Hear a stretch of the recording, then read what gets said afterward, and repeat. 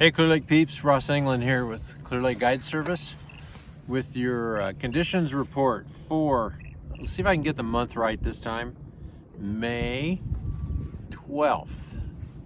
Kind of rushed it last time for whatever reason, sorry about that, but I can always depend on some of you to keep me straight and correct me when I've made a boo-boo. So, and I appreciate that, thank you very much.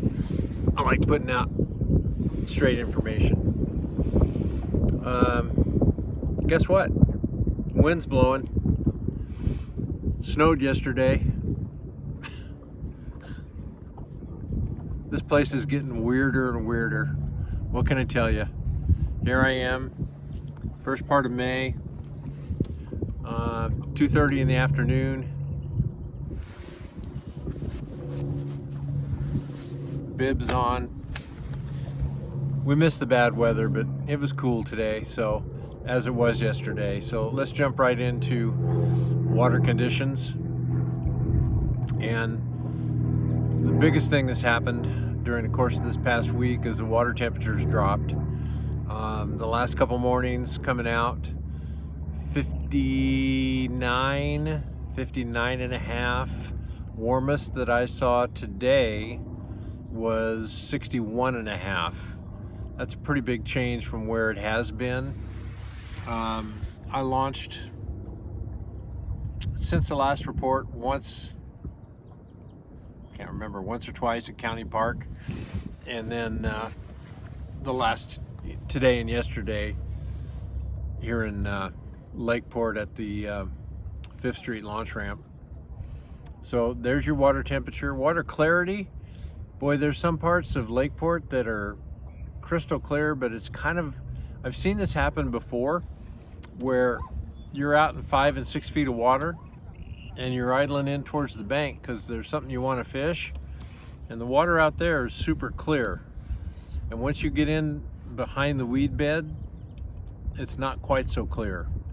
It gets to be a little bit messed up. I don't know if it's a combination of algae or if it is fish, like, you know, we've got carp moving around and buffalo moving around throughout all over the place in here. So it's very typical that this time of year this happens. You pull up thinking you got a super clear water, and by the time you get back to where you want to fish, it's not so clear. So water clarity, you know, down in the Nice and Lucerne area, most of what I saw down there was yesterday maybe 2 foot of visibility. Today it improved a little bit, and if the wind will ever quit blowing, it'll probably improve some more. I'm pretty sure that down in the main lake there's probably still 5 to 6 feet of visibility, although I do know that there is a significant algae bloom down below Rattlesnake Island and also down in the Redbud area, which is also typical for this time of year because it just, the prevailing wind just blows it down into those areas. So let's see what else. Water level. I checked today before we came out, and today's lake level is positive 0.2, and I looked for last year because I was just curious, kind of wanted to get a good read on it. Last year this day was a positive 0.85, so we're well over a foot lower at this time now than we were last year. So file that away and think about it. As far as launch ramps, there haven't been any changes as far as I know. State Park, it will be closed for the rest of the year until we get some rain. Lucerne is still closed until whenever. Keeling Park is still closed for the ultimate, you know, for however long. County Park's launching is still good there, and I've heard some stuff about the Clear Lake Oaks, that launch ramp down there, that somebody's done some work, dumped some rock or something down at the end of the launch ramp and made it a little better to use. I just know I've talked to 2 people with longer trailers, and they kind of had a rough time down there, so use at your own risk, be careful. Overall, the majority of the popular launch ramps are open with the exception of the state park. So activities, this is the week of the annual Glen Haven Clear Lake Oaks sponsored Catfish Derby. I believe the dates are the 13th, 14th, and 15th. So that's going to be all this weekend. There's probably the usual club tournaments on Saturday, and then Sunday is an ABA tournament. And sorry, I don't know where they're going out of. So that's your activities for this upcoming weekend. Fishing, I am sad to report, I guess. I keep waiting for it to get better and better and better, and at least for me, it's just not. You know, I've talked to a number of people since I've been out since the last report, and you know, they're catching 2 fish, they're catching 4 fish, 3 fish. Some of these, you know, it's boats with 2 and 3 people that are fishing and only coming up with those numbers. So, you know, I know one guide this past week had 20 fish one day and had 2 the next.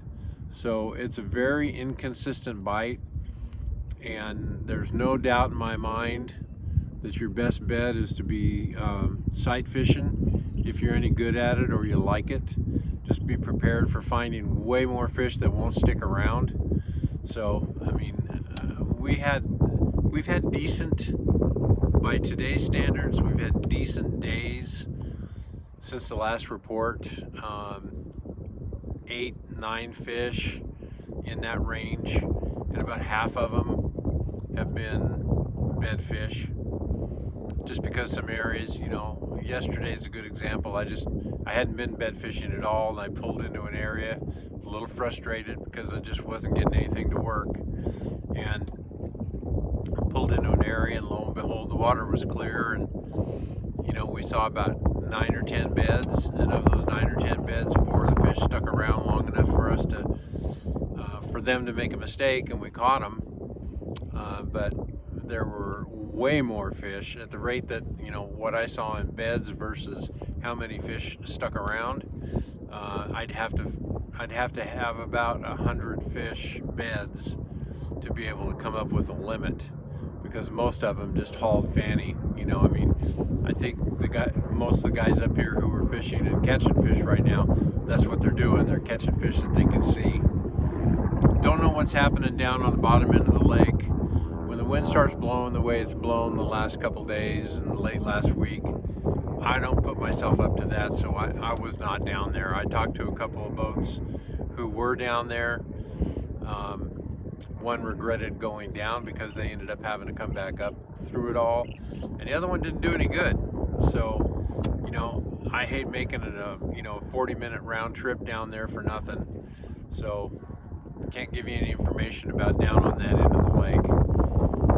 I know the bite can't stay the way it is, but I'll tell you, I've covered a lot of water the last 2 days, just visually looking, and for as many years as I've fished this lake, I guess I just don't know where to look, because I'm just not seeing as many beds, even vacant ones. I'm not seeing as many as I thought I should see for the fact that we're in the first week of May.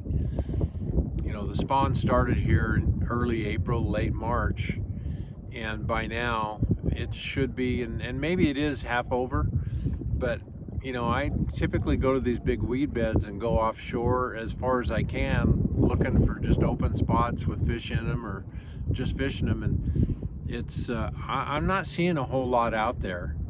So, and actually the last couple of days that I bummed around down on the Redbud Arm, I really didn't see as many beds down there as I thought I should for this time of year. So can't really tell you what's going on. I can tell you that the fishing's not gotten any easier, although instead of getting 3, 4, and 5 fish, you know, we've been able to rustle up 8 or 9, which feels way better, but you know, in comparison to what is normal for us, no.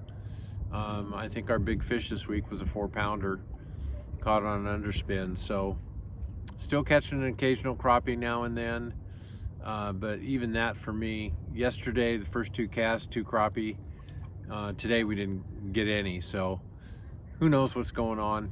But hey, that's my update for what it's worth. Thanks for listening. Thanks for the little messages. We always appreciate those.